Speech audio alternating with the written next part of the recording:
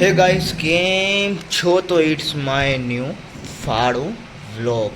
તમારા સૌનું સ્વાગત છે નવા વ્લોગમાં. ને તો આજે હવાર થઈ ગઈ, ઉઠી ગયો. ઉઠી તો મેં કંઈ ન ગયો હતો, પર વ્લોગ હમણાં ચાલુ કર્યો હોય કે હમણાં તેમ તો ઉઠવામાં 5:30 ઉઠી ગયો હતો.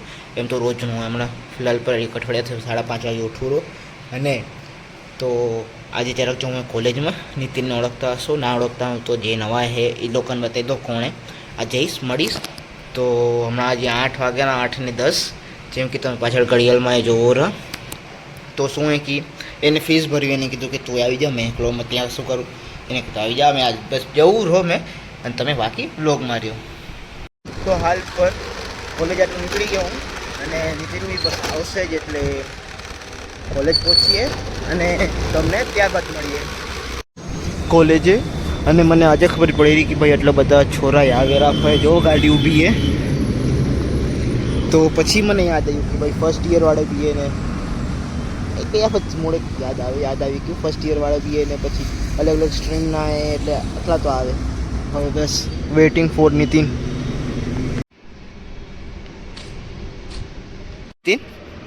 लोग इंतजार कर रहे तेरा.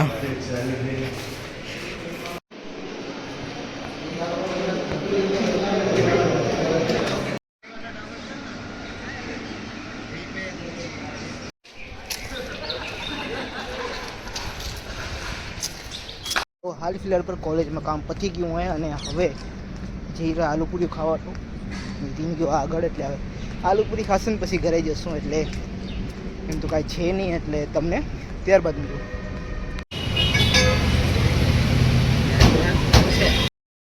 તો હાલ પર આલુપુરી ખાઈ દીધી, અને હવે આગળ જશું.